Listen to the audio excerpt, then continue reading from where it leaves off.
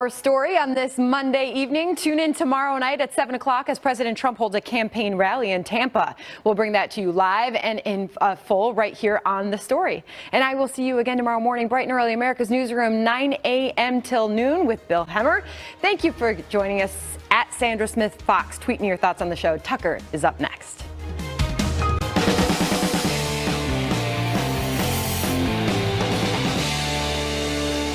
Good evening and welcome to Tucker Carlson tonight. Smallpox, the bubonic plague, the Spanish flu. Those are some of the many diseases that have changed the course of history over the last few thousand years. Here's a new one bound for the DSM, Trump derangement syndrome. It's a particularly insidious illness because it doesn't merely affect individuals, but entire political parties, rendering them unrecognizable. Until about 20 minutes ago, for example, the Democrats saw themselves as the party of reason, resistant to superstition and mass hysteria. They were, as they often told you, the party that fought McCarthyism. Now it's the party that engages in McCarthyism enthusiastically. Watch. This is nothing short of treasonous because it is a betrayal of the nation. He is giving aid and comfort to the enemy. I think Donald Trump is a fascist. I think everything he stands for is disgusting. That is pure racism. And the president is cynically using that racism to appeal to his base. That is not what you see in a democracy. That is exactly what you see in authoritarian regimes. They dare me to say impeach him. Today I say impeach 45. Speaking of hysteria, Maxine Waters, of course, did not stop there. She urged her followers to hunt down and harass anybody tied to the Trump administration. If you see anybody from that cabinet in a restaurant, in a department store, at a gasoline station, you get out and you create a crowd. And you push back on them. And you tell them they're not welcome. Oh, and they obeyed. And as a result, this happened. How can you enjoy a Mexican dinner as you're deporting and imprisoning tens of thousands of people who come here seeking asylum in the United States? Shame! Shame! Shame! Shame! This is all rage by proxy, of course. They'd like to hurt Trump himself, but he's not around, so they attack his employees and supporters. And in the absence of any of those, a star on the sidewalk with his name on it. Watch this.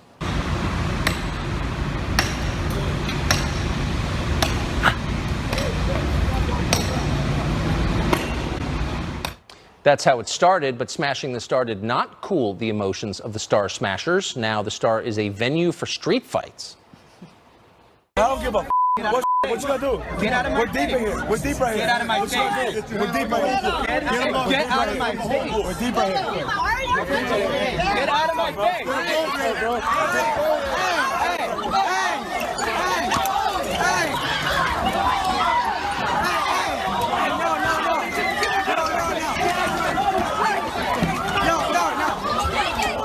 Hear that? What you haven't heard are Democratic leaders appealing for calm. The Democratic Party at this point has become totally unmoored from whatever principles once defined it.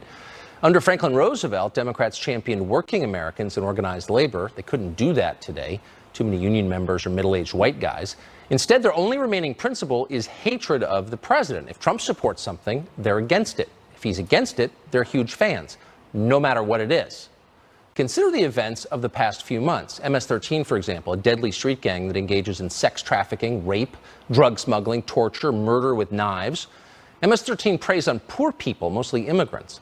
The president called them animals because they are. Within hours, the left produced a wave of speeches and op-eds extolling the basic human dignity of gang members with face tattoos whose motto is kill, rape, control.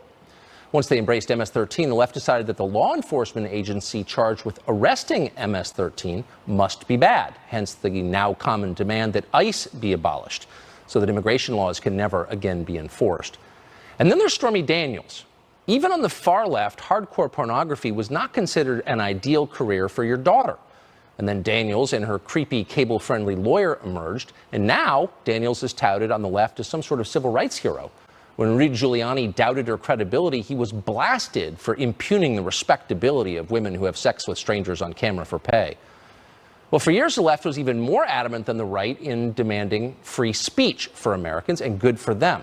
And then came Trump. Free speech allowed Donald Trump and his supporters to be heard, so now the left is against free speech. They're begging Facebook and Twitter to suppress the opinions they dislike and censor news outlets that don't toe the new Democratic Party line, the line that has existed for about 15 minutes. The left also used to worry about the unchecked power of the most powerful sectors of our government, the CIA and the FBI and the whole constellation of alphabet agencies. They worried that those bureaucrats might violate civil liberties at will. They might spy on Americans. They might hide all of that beneath the black cloak of the word classified. Now those agencies have used their power to spy on Trump's associates and leak damaging information about the administration to the press. Suddenly, the left considers them, these unaccountable members of the deep state, heroes. How about this one? For decades, the left accused the rich of not paying their fair share of taxes. Okay, last year's tax reform bill rolled back the amount of state and local taxes rich people can deduct. Now that the wealthy, though, form the core of the Democratic Party's constituency, liberals are outraged by this. New York and New Jersey are suing the Trump administration to get the rich their tax deductions back. We could go on and on. George W. Bush embroiled America in a ruinous Middle Eastern war. The left hated him for that. Now he gave a speech criticizing Trump last year, so he's fully rehabilitated. The left used to fear corporate control of major news outlets, and they should. But after President Trump attacked the Washington Post as a mouthpiece for Amazon mogul Jeff Bezos, a USA Today columnist said those critiques were, quote, attacks on the First Amendment, as if they defend the First Amendment. They don't. President Trump tweeted threats at Kim Jong-un, so his sister was praised at the Winter Olympics for stealing the spotlight from Vice President Pence. She must be great. The president hates her brother. President Trump wants better relations with Russia and peace in Syria, so naturally, all the geniuses in Washington tell us we have to prepare for war against both countries. To anyone who remembers the Democrats of the 1960s, the 90s, or even 3 years ago, it's all very confusing. That party is dead. It's been replaced by a new one whose entire platform could be say no to Trump.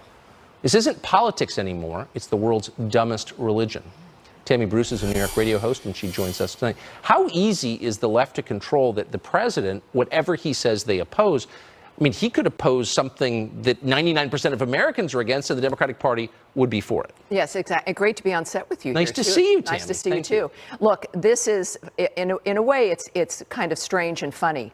We've accused the left of having Trump derangement syndrome as a mocking example of the fact that they just simply need to grow up. That this is something that is just this inability of people to acknowledge and to deal with a real-life adult event that they lost an election.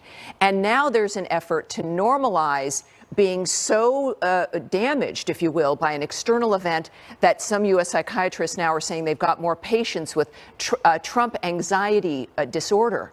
Of course, none of that is really true or genuine. It is about people needing to grow up and deal with reality properly. But in the process, as you note, they, as liberals, are giving the president an enormous amount of control.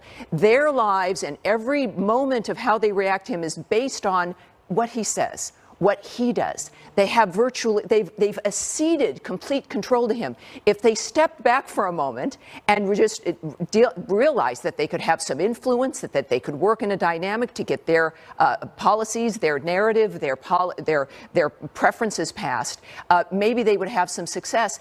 But now you've got leadership, as you played in the opening, encouraging this refusal to deal with reality, encouraging this dynamic that plays on effectively. It's almost an abusive dynamic, but it comes down to individual Americans deciding that they're going to be children at this point and be angry perpetually. It's so weird. I mean, it's literally reactionary in that they are reacting purely to him. Exactly. But I'm not sure I even really understand it. I think Trump is interesting, I guess. He's a politician. Sure.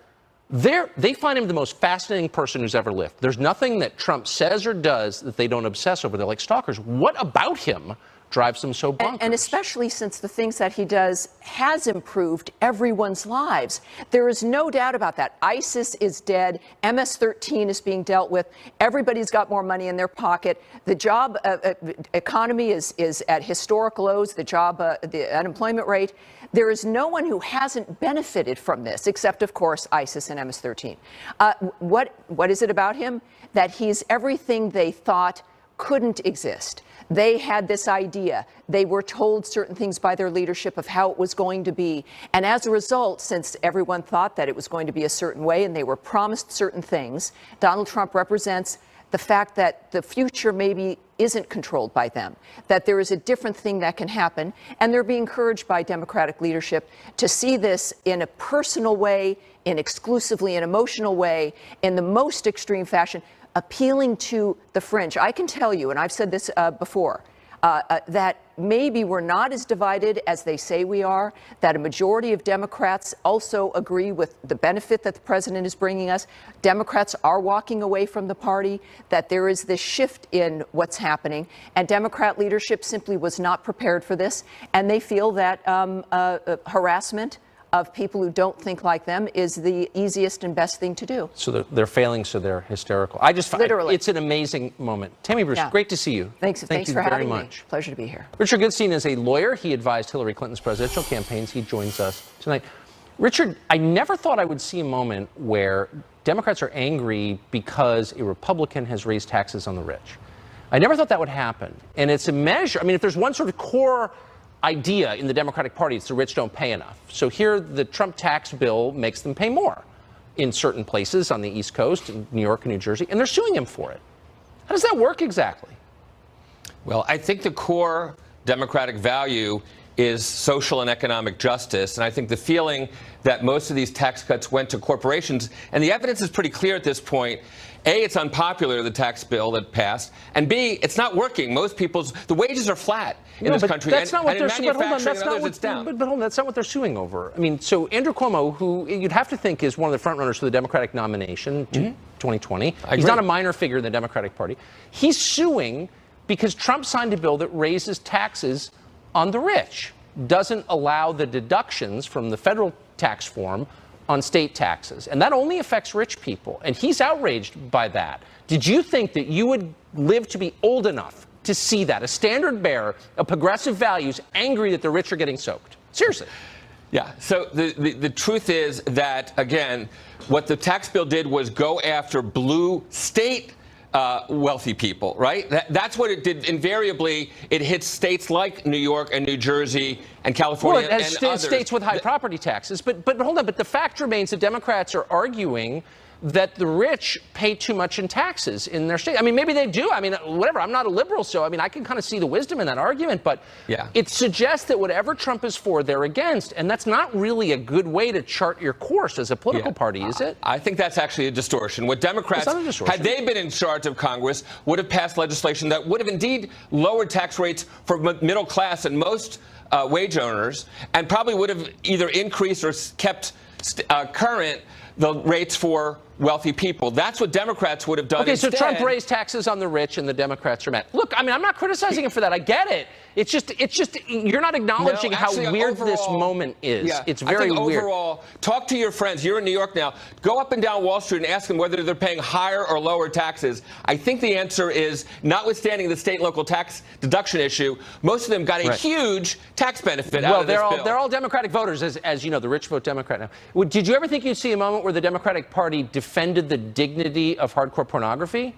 When Rudy Giuliani impugned the character of Stormy Daniels, who has sex with strangers on camera, the left almost unanimously said, whoa, there's nothing wrong with that. Did you ever think we'd get to that point? I mean, what is that? Is there a huge constituency of porn workers that you guys are trying to suck up to? Or like, what is that about? I never thought we'd see a president on Air Force One deny something when he's asked a question about Stormy Daniels or Karen McDougal, and his lawyer admitted that he was lying. I never actually did think we would see that. That's true. That was a wild moment. I agree. But it didn't speak to the principle of an entire party. I mean, is there a big constituency that thinks that pornographic actors don't get the respect they're due? Is that why Democrats are defending it? Or what about MS-13? Is there a big MS-13 constituency? They're like, you know what? We got to shore up the base with the MS-13 voters. Like, why are they defending MS-13? Any idea? There's no constituency for tearing babies from mothers. I guarantee you both parties agree on that, right? Except for somebody in the White House and people who work for him tearing directly. babies from mothers. Yeah, okay. well, that's what's happening. Really, because it happens we're never going to see them again. Because it happens to American citizens every single day, but nobody cares. Oh, they're boring American citizens. Every American with children, it's half of all federal prisoners, is separated from his kids, but nobody cares because they're not illegal aliens. So, like, who cares? They're just stupid Americans who voted for Trump. Like, no big deal. Where's the outrage for that? Any idea?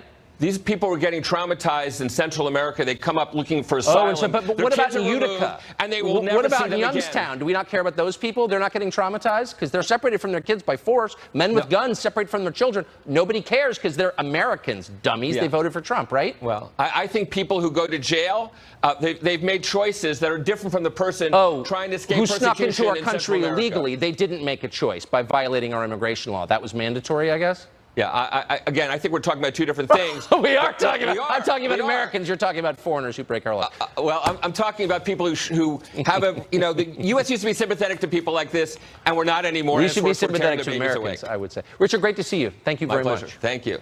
President Trump promised to build a wall on the border and carried the Republican Party to victory 2 years ago on that promise. Remember that? Elections are supposed to have consequences. This election didn't have a consequence, though, for congressional Republicans. They're still refusing to pay for the wall. Why is that? Lou Dobbs may have an answer. He joins us next from New York.